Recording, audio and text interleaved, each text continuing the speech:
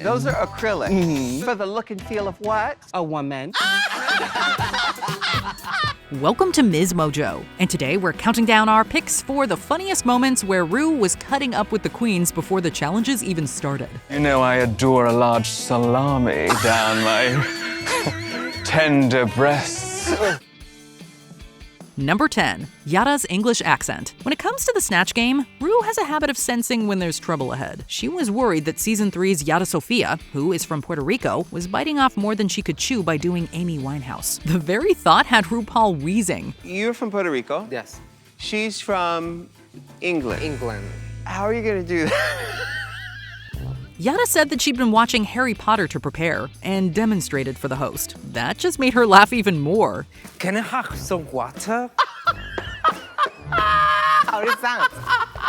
By George, I think you've got it. Yara ended up in the bottom, but we're still calling foul all these years later. If the challenge is about being funny, she certainly did that. I think this is your first game show in America. Have you done game shows in England? Yes, yeah. Number 9. How's your head? Miss Fame didn't exactly have her head in the game in Season 7. When it came to serving looks, she knocked it out of the park. I've been captured by the bride of the man that I've been having an affair with, and bitch got me with a blade through the skull. When it came to being in on the joke, she was batting 0. For weeks, RuPaul was trying to prompt her with a classic Elvira punchline. Fame whiffed it every time. How's your head? It hurts. I can barely hear a thing inside this muff. It's like a shell. She hasn't had any complaints yet. It finally came to a head during the Conjoined Queens challenge. During the Work Room segment, Ru sets her up for the joke, and her answer is just pitiful. It's such a swing and a miss that Ru basically doubles over laughing. Miss Fame, how's your head?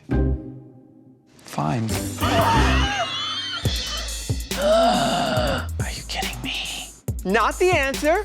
Number 8. Raven's GAP. Making RuPaul laugh is sometimes as simple as going for the filthiest possible joke, ideally by saying it all without saying too much. So what do you have? Right Tell now, us. well, I was going for no more closets ever. For the presidential debate challenge in Season 12, RuPaul had her makeup artist and former contestant Raven at her side. They give the usual perfunctory advice about how to approach the challenge, but while visiting with Heidi in closet, Raven takes the opportunity to play on the queen's tooth gap for a filthy joke with a double meaning. It sends Ru into hysterical convulsions, as most vulgar puns usually do. The GOP get into the GAP.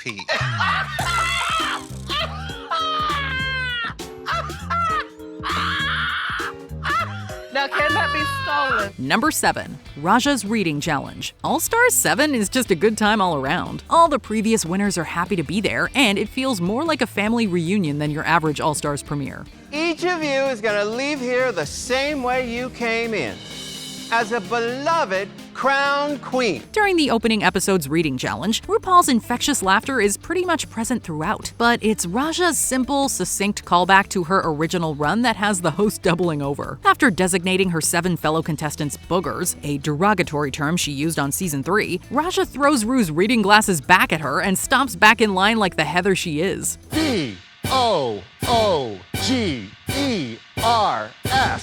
Boogers. There we go.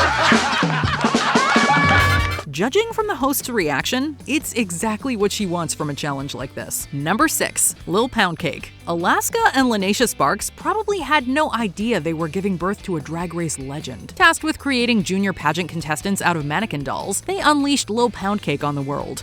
I'd like everyone to meet Lil Pound Cake. Her catchphrase is, "You're not my real dad, and you never will be." With one of the most rotted and twisted bios of any pageant contestant ever, Lil Pound Cake's grown-up hobbies clearly tickle RuPaul's funny bone. Her cackling nearly drowns out everything else on the soundtrack. Lil Pound Cake enjoys riding dirty and being a straight-up mother pig.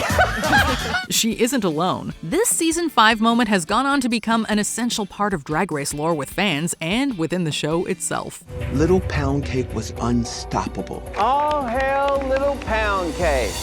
Or so it seemed. Number 5. No as in yes. Before a maxi challenge, RuPaul grills the queens on their disco knowledge. A reasonable line of questioning considering that the challenge is about disco music. Who knows anything about disco? You know how the Pussycat Dolls have that one music video, Hush Hush, and then it goes into the I will survive. I Will Survive? That's like the most disco. If you were closer to me, I'd slap you. When she gets to Candy Muse, Ru can barely keep it together. Candy may be fabulous, but she's not always the most eloquent of queens. I know the difference.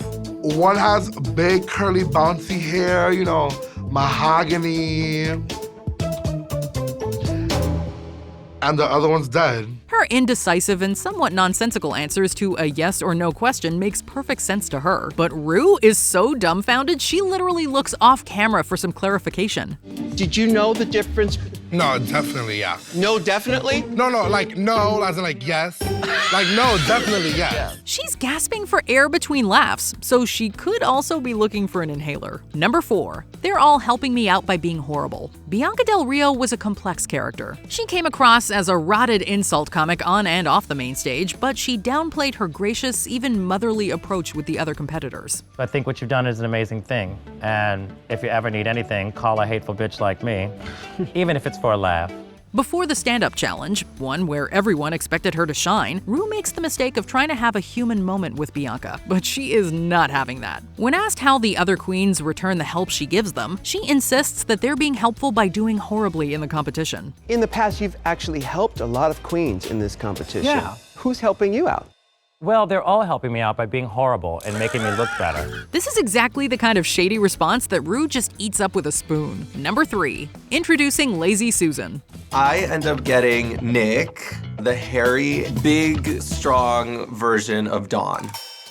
After a few years in the county prison, honey. Season 16's cast was tasked with making over the hunky dancers of the live drag race show in Las Vegas. Paired up with dancer Nick, Plain Jane doesn't seem to expect that much of a reaction when she introduces her to Ru under her new name, Lazy Susan. But a big reaction is what she got. Now, if you're Plain Jane, let me guess. Plain yogurt? What are you? I have bestowed her with the name Lazy Susan. Ru is practically despondent with laughter. Plain Jane is clearly a little taken aback by the response, but she's not complaining. The rest of the episode is just a formality at this point. Even if her makeover was a failure, Plain would have won the challenge based solely on her drag daughter's name. Plain Jane, you served ham hocks on a Lazy Susan.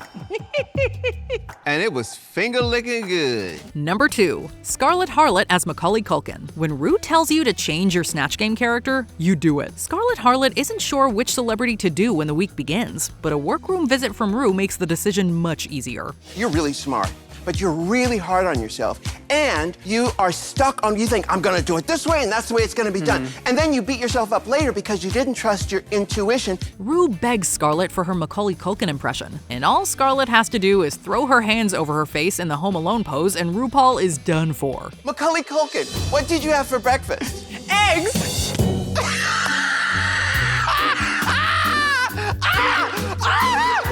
The host is genuinely screaming over this one little gesture. For a second, it looks like she's having some kind of medical emergency. If that's not a sign that you're on the right track, we're not sure what is. 5, 4, 3, 2, 1! Before we continue, be sure to subscribe to our channel and ring the bell to get notified about our latest videos. You have the option to be notified for occasional videos or all of them. If you're on your phone, make sure you go into your settings and switch on notifications.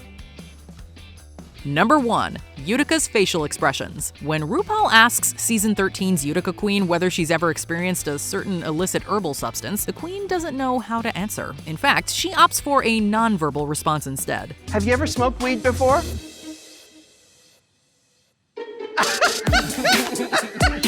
RuPaul immediately starts cackling and just doesn't stop. Knowing that the number 1 rule of Drag Race is to make RuPaul laugh, Utica just keeps miming for the camera as long as she can. And she does it for a while.